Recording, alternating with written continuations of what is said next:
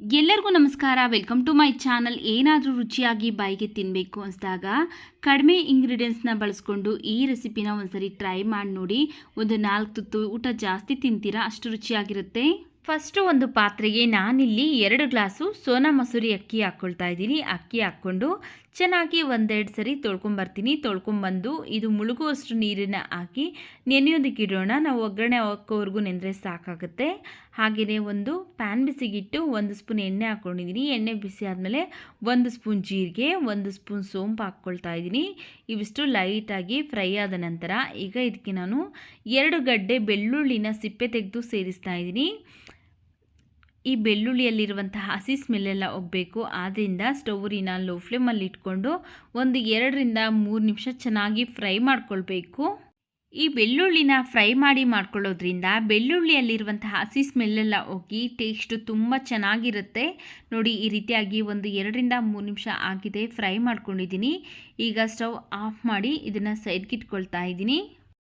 First ಒಂದು mixie ಜಾರ್ಗೆ ನಾನಿಲ್ಲಿ ಫ್ರೈ ಮಾಡಿ ಎತ್ತಿಟ್ಕೊಂಡಿದ್ರಲ್ಲ ಬೆಳ್ಳುಳ್ಳಿ ಜೀರಿಗೆ ಅದನ್ನು ಹಾಕ್ಕೊಳ್ತಾ ಇದ್ದೀನಿ. 1/4 ಸ್ಪೂನ್ ಆಗೋಷ್ಟು ಅರಿಶಿನ ಪುಡಿ, 1 ಸ್ಪೂನ್ ರೆಡ್ ಚಿಲ್ಲಿ ಪೌಡರನ್ನ ಹಾಕ್ಕೊಂಡು ಒಂದು ಸ್ವಲ್ಪ ನೀರನ್ನು ಸೇರಿಸಿ ಈ ರೀತಿಯಾಗಿ ನುಣ್ಣಗೆ ಗ್ರೈಂಡ್ ಮಾಡ್ಕೊಂಡಿದ್ದೀನಿ. ಈಗ ಇದು ರೆಡಿಯಾಗಿ ಇದನ್ನು ಒಂದು ಬಟ್ಲಿಗೆ ತೆಗೆದು ಇಟ್ಕೊಳ್ತೀನಿ.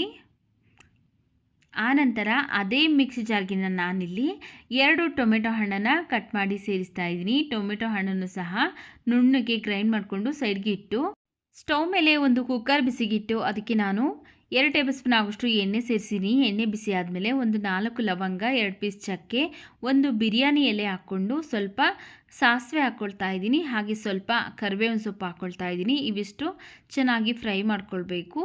ಸಾಸಿವೆ ಮತ್ತು ಕರಿಬೇವಿನ ಸೊಪ್ಪು ಹಾಕೋದ್ರಿಂದ ರುಚಿ ಚೆನ್ನಾಗಿರುತ್ತೆ ಅಂತ ಹಾಕ್ಕೊಳ್ತಾ ಇದ್ದೀನಿ. ಹಾಗೆಯೇ ಇದಕ್ಕೆ 2 ಈರುಳ್ಳಿ, ಒಂದು 4 ಹಸಿಮೆಣಸಿನಕಾಯನ್ನು ಸಹ ಕಟ್ ಮಾಡಿ ಹಾಕ್ಕೊಂಡು ಫ್ರೈ ಮಾಡ್ಕೊಳ್ತಾ ಇದ್ದೀನಿ. ಈರುಳ್ಳಿ ಎಲ್ಲ ಚೆನ್ನಾಗಿ ಎಣ್ಣೆಯಲ್ಲಿ ಫ್ರೈ ಆಗಬೇಕು. ನೋಡಿ, ಈ ರೀತಿಯಾಗಿ ಈರುಳ್ಳಿ ಎಲ್ಲ ಚೆನ್ನಾಗಿ ಫ್ರೈ ಆದ ನಂತರ ಈಗ ಇದಕ್ಕೆ ನಾವು ಫಸ್ಟೇ ರುಬ್ಬಿ ಎತ್ತಿಟ್ಕೊಂಡಿದ್ರಲ್ಲ ಟೊಮೆಟೊ ಪ್ಯೂರಿ, ಆ ಟೊಮೆಟೊ ಹಣ್ಣನ್ನು ಈಗ ಇದಕ್ಕೆ ಹಾಕ್ಕೊಂಡು ಒಂದು 2 ನಿಮಿಷಗಳ ಕಾಲ ಚೆನ್ನಾಗಿ ಫ್ರೈ ಮಾಡ್ಕೊಳ್ಬೇಕು. ಇದರಲ್ಲಿರುವಂತಹ ಹಸಿ ಸ್ಮೆಲ್ಲೆಲ್ಲ ಹೋಗಬೇಕು. ಆದ್ದರಿಂದ ಒಂದು 2 ನಿಮಿಷ ಚೆನ್ನಾಗಿ ಫ್ರೈ ಮಾಡ್ಕೊಳ್ತಾ ಇದ್ದೀನಿ. ಈಗ ಒಂದು 2 ನಿಮಿಷ ಆಗಿದೆ. ಈಗ ಇದಕ್ಕೆ ನಾವು ಫಸ್ಟೇ ರುಬ್ಬಿ ಎತ್ತಿಟ್ಕೊಂಡಿದ್ರಲ್ಲ ಬೆಳ್ಳುಳ್ಳಿ ಜೀರಿಗೆ ಸೋಂಪು ಮಿಶ್ರಣ ಅದನ್ನು ಈಗ ಇದಕ್ಕೆ ಹಾಕ್ಕೊಂಡು ಮತ್ತೆ ಒಂದು 2 ನಿಮಿಷ ಚೆನ್ನಾಗಿ ಫ್ರೈ ಮಾಡ್ಕೊಳ್ಬೇಕು. ನೋಡಿ, ಈ ರೀತಿಯಾಗಿ ಚೆನ್ನಾಗಿ ಫ್ರೈ ಮಾಡ್ಕೊಂಡ ನಂತರ ಈಗ ಇದಕ್ಕೆ ನಾವು ನೀರನ್ನು ಸೇರಿಸ್ಕೊಳ್ಬೇಕು. ನಾನಿಲ್ಲಿ 2 ಗ್ಲಾಸ್ ಅಕ್ಕಿ ತೊಗೊಂಡಿದ್ನಲ್ಲ, ಅದಕ್ಕೆ ನಾನಿಲ್ಲಿ 3/4 ಗ್ಲಾಸ್ ಆಗೋಷ್ಟು ನೀರನ್ನು ಸೇರಿಸ್ತಾ ಇದ್ದೀನಿ.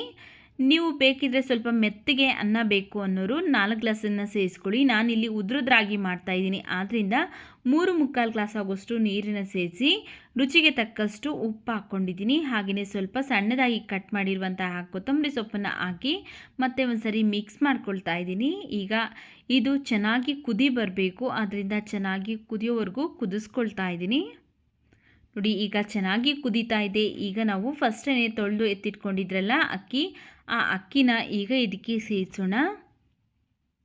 ಅಕ್ಕಿ ಹಾಕಿದ ತಕ್ಷಣ ಯಾವುದೇ ಕಾರಣಕ್ಕೂ ಕುಕ್ಕರ್ ಲಿಡ್ನ ಕ್ಲೋಸ್ ಮಾಡಿ ಕುಗ್ಸೋದಕ್ಕೆ ಹೋಗಬೇಡಿ. ಅಕ್ಕಿ ಹಾಕಿದ ಮೇಲೆ ಯಾವುದೇ ಪಲಾವ್ ಆಗಿರ್ಬೋದು ಅಥವಾ ಟೊಮೆಟೊ ಬಾತ್ ಆಗಿರ್ಬೋದು, ನಾವು ಯಾವುದೇ ರೈಸ್ ಐಟಮ್ ಮಾಡಬೇಕಾದ್ರೂ ಅಕ್ಕಿ ಹಾಕಿದ್ದಾದಮೇಲೆ ಚೆನ್ನಾಗಿ ಒಂದು ಸರಿ ಕುದಿಸಿ ಆ ನಂತರ ಕುಕ್ಕರ್ ಲಿಡ್ನ ಕ್ಲೋಸ್ ಮಾಡಬೇಕಾಗತ್ತೆ. ನೋಡಿ, ಇಲ್ಲಿ ಚೆನ್ನಾಗಿ ಕುದಿಯೋ ಟೈಮಲ್ಲಿ ಕುಕ್ಕರ್ ಲಿಡ್ನ ಕ್ಲೋಸ್ ಮಾಡಿ 2 ವಿಷಿಲ್ ಕೂಗಿಸ್ಕೊಳ್ತಾ ಇದ್ದೀನಿ. ಈ ರೀತಿ ಮಾಡಿದ್ರೆ ಮಸಾಲ ಎಲ್ಲ ಕಡೆಯೂ ಸಹ ಕರೆಕ್ಟಾಗಿ ಹಿಡಿಯುತ್ತೆ ಅನ್ನಕ್ಕೆ. ನೋಡಿ, ಇಲ್ಲಿ 2 ವಿಷಿಲ್ ಬಂದಾದಮೇಲೆ ಕುಕ್ಕರ್ ಕ್ಯಾಪ್ ಓಪನ್ ಮಾಡಿ ತೋರಿಸ್ತಾ ಇದ್ದೀನಿ. ಇದ್ರ ಪ್ರೆಷರೆಲ್ಲ ಹೋಗಿದೆ. ಗಾರ್ಲಿಕ್ ಮಸಾಲ ರೈಸ್ ರೆಡಿ ಆಗಿದೆ. ತುಂಬ ಟೇಸ್ಟಿಯಾಗಿರುತ್ತೆ ಸ್ನೇಹಿತರೆ. ನೀವು ಹಾಗೇ ಬೇಕಾದರೂ ತಿನ್ಬೋದು ಅಥವಾ ಕಾಯಿ ಚಟ್ನಿ ಜೊತೆ ಅಥವಾ ಮೊಸರು ಬಜ್ಜಿ ಜೊತೆ ಸರ್ವ್ ಮಾಡಿಕೊಂಡು ತಿನ್ಬೋದು. ತುಂಬ ರುಚಿಯಾಗಿರುತ್ತೆ. ಮಕ್ಕಳಂತೂ ತುಂಬ ಇಷ್ಟಪಟ್ಟು ತಿಂತಾರೆ. ಮನೆಯೆಲ್ಲ ಘಮ ಘಮ ಅಂತ ಇರುತ್ತೆ, ಅಷ್ಟು ಘಮಘಮಿಸ್ತಾ ಇರುತ್ತೆ ಈ ರೈಸ್ ಬಾತು.